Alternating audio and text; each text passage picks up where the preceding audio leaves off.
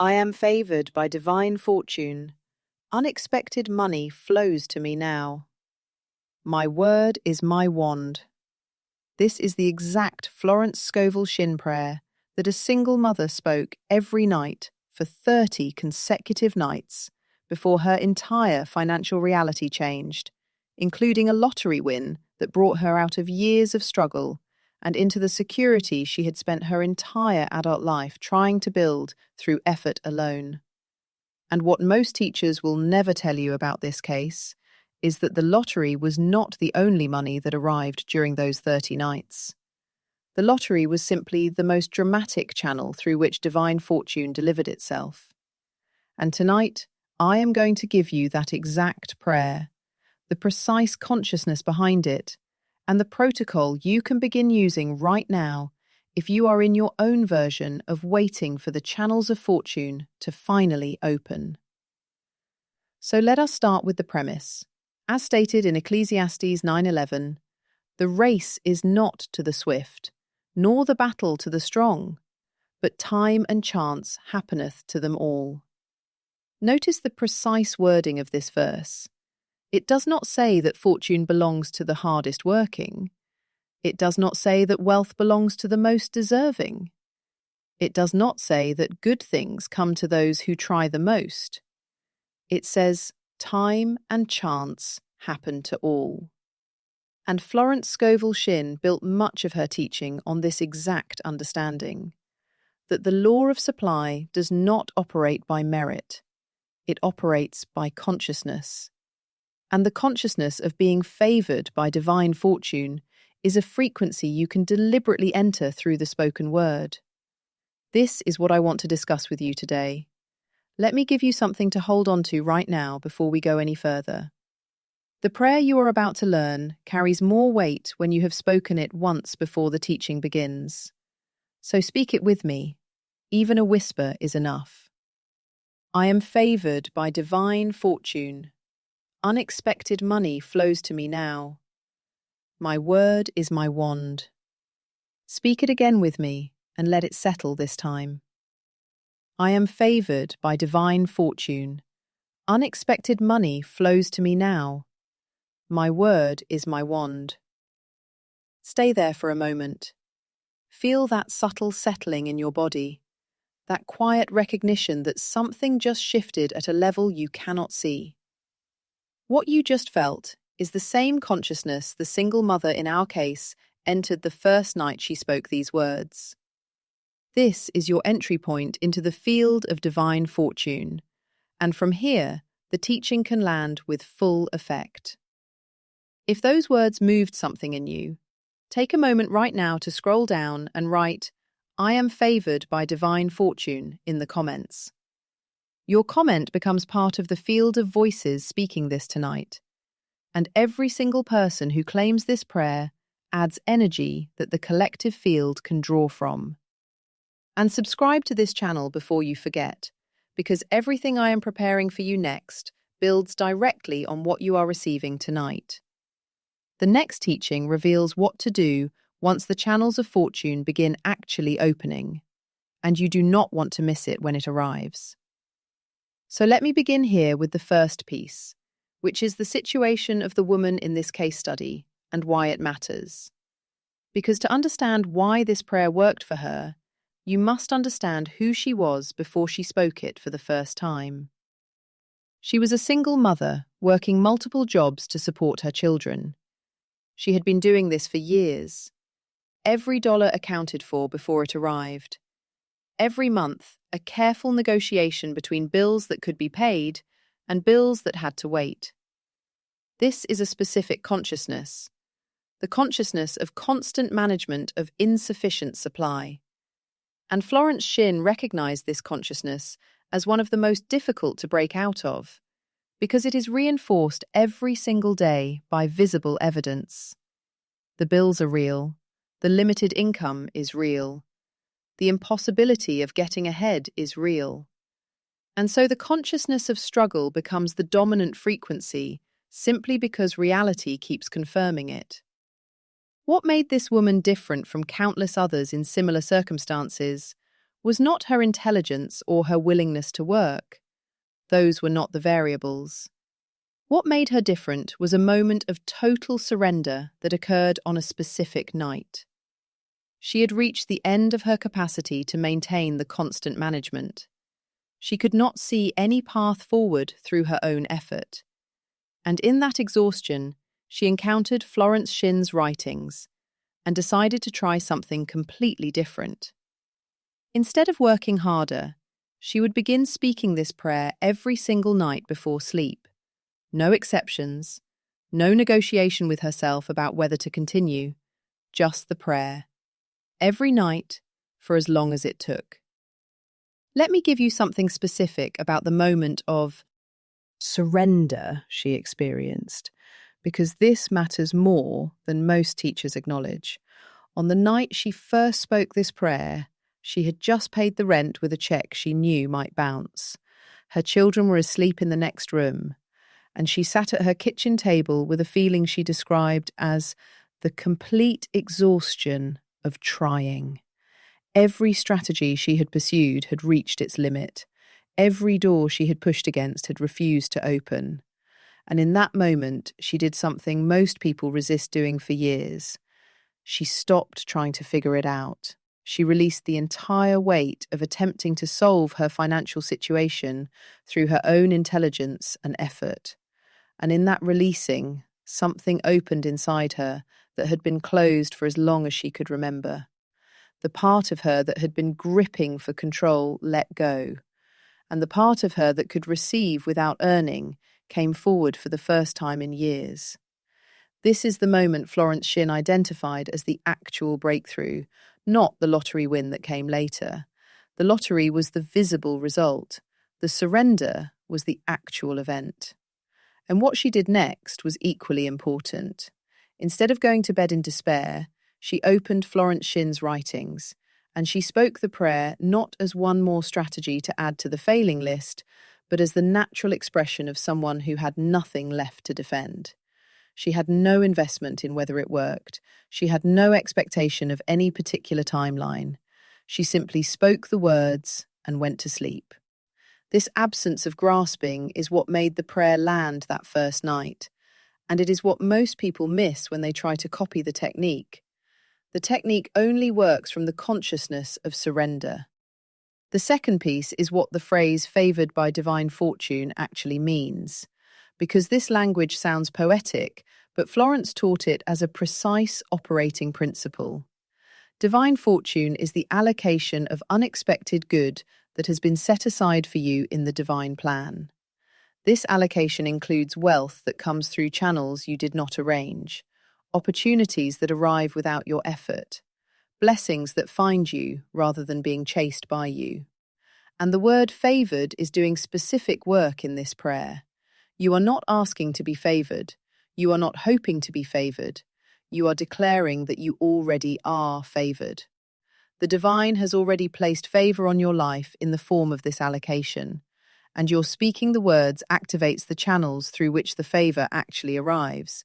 This is why the prayer works. On people who feel like everything has been against them for years, the prayer does not ask the universe to reconsider. The prayer announces what has already been true about your inheritance and instructs the channels to open.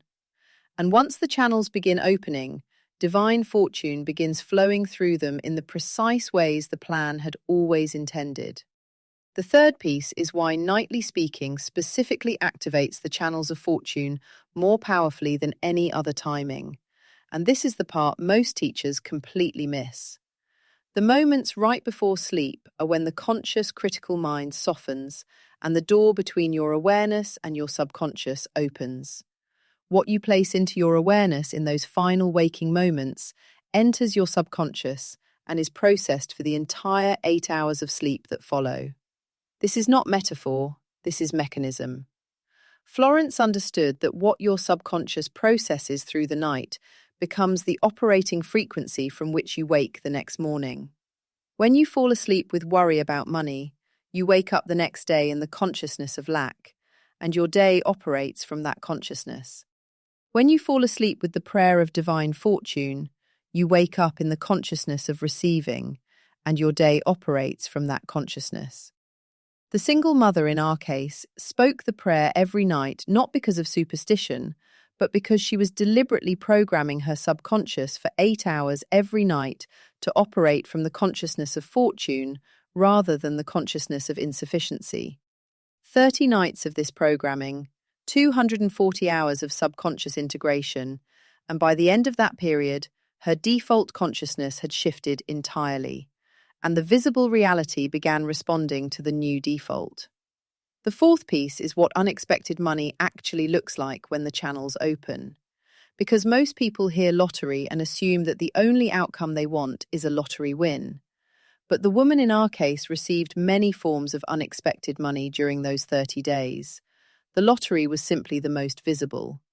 The others included a refund she had forgotten about that arrived in the mail, a co-worker who repaid an old debt she had stopped expecting to ever see, a tax credit she did not know she qualified for, a small inheritance from a distant relative she barely knew, and yes, eventually, a lottery win that finalized the financial reset. Each of these channels was already preparing to open before she began the prayer.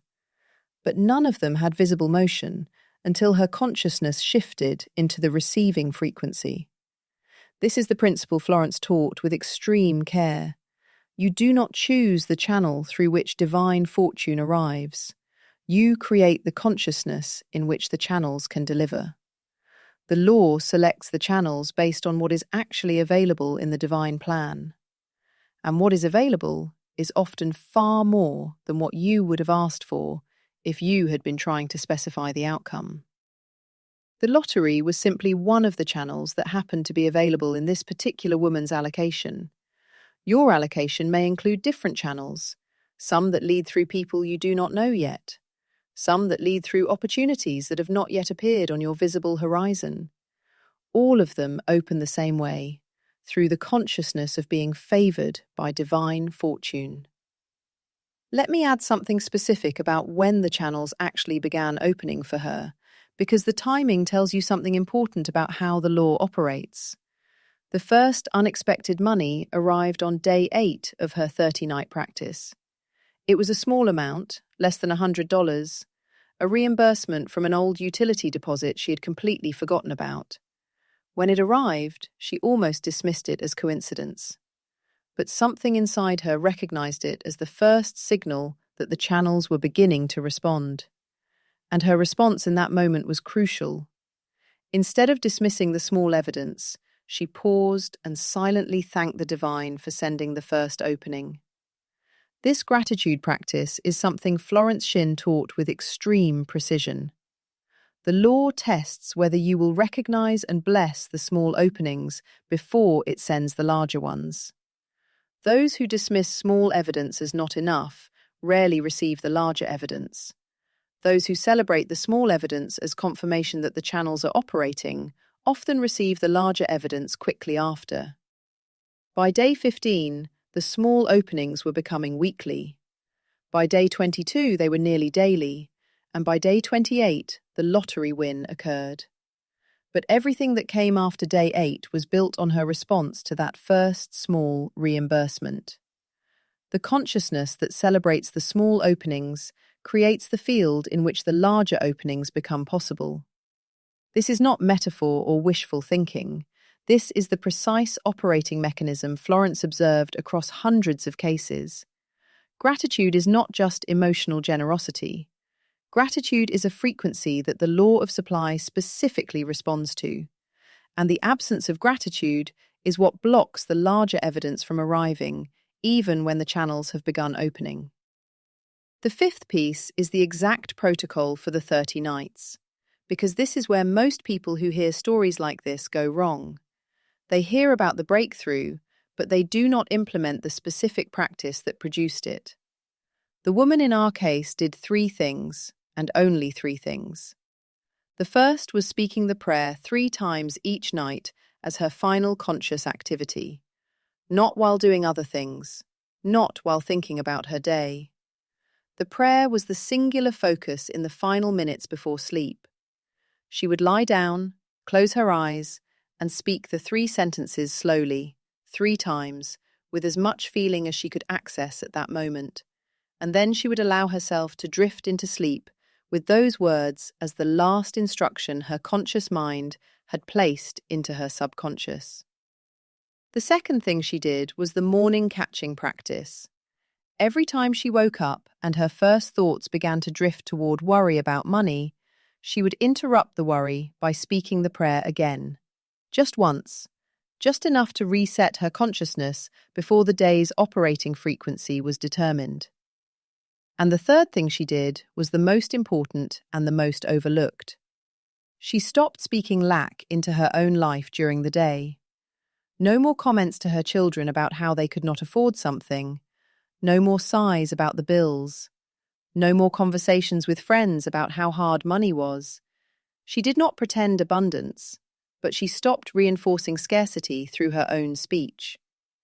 This third practice was crucial because the nightly prayer was placing one instruction into the subconscious, and any lack speech during the day was placing competing instructions.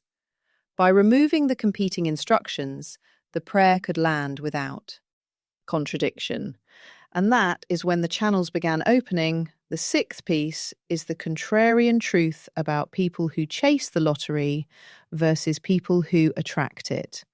And I want to be very direct here, because this distinction explains why most lottery players never win and why some people experience repeated, unexpected windfalls. The chasing consciousness approaches the lottery from desperate need.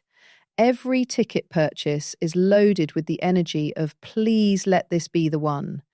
The energy of pleading repels what it is reaching for, because pleading is the consciousness of lack made visible. The law of supply does not deliver wealth into the consciousness of lack. The law delivers wealth into the consciousness of receiving. The woman, in our case, did not stop playing the lottery during her 30 nights of prayer, but she stopped playing it with desperation. She would buy the ticket as a simple action and then release any energy of need around the outcome. The prayer at night was doing the actual work. The ticket was simply one of many possible channels through which the work could deliver itself. This energetic distinction is everything. The person who buys the ticket from desperation closes the channel through which the win could arrive. The person who buys the ticket from the consciousness of already being favored leaves the channel open and is sometimes selected as the recipient because the channel is clean and ready to receive. This is why teaching people manifestation without teaching them the receiving consciousness almost never produces results. You can know the principles intellectually and still block the delivery by maintaining the energetic frequency of desperate need. Here is the whole picture. The single mother in this case did not have anything you do not have. She had circumstances that looked completely against her. She had years of evidence that nothing was working. She had the consciousness of constant struggle, reinforced by daily reality. But in one moment of total surrender, she began speaking a specific prayer for 30 nights without exception. And during those 30 nights, her consciousness shifted into the frequency of being favored by divine fortune. And from that shifted consciousness, the channels of unexpected money began opening. The lottery win was the most visible expression, but it was not the cause of the breakthrough. The consciousness shift was the cause. The lottery was the evidence. Before we close, I want to say something honest. When you are a single parent or in any difficult financial situation, and you speak this prayer, the part of you that has been struggling for years will protest. That part will say you are being naive, that you are wasting time, that prayers do not pay bills. But Florence understood that part of you is not your true self. That part is the accumulated voice of years of scarcity programming. Your true self knows that you are favored by divine fortune. You simply need to speak the truth often enough that the accumulated voice gets quieter. And at some point during the 30 nights, the accumulated voice begins to lose its dominance, and the new voice, the voice of being favored, becomes the operating frequency. When that shift completes, the channels of fortune begin opening. So speak the prayer with me one more time before you go. I am favored by divine fortune. Unexpected money flows to me now. My word is my wand. Hold that. Tonight, when you lie down, let it be the last thought your conscious mind places into your subconscious. Tomorrow morning, if you can speak it again before any other thought. And every night for 30 nights at minimum, no exceptions. The woman in this case study did not have anything you do not have. She had Florence Shinn's prayer. She had 30 nights of consistent speaking, and she had the willingness to trust the law when nothing visible was happening. You have all three of those things in this exact moment.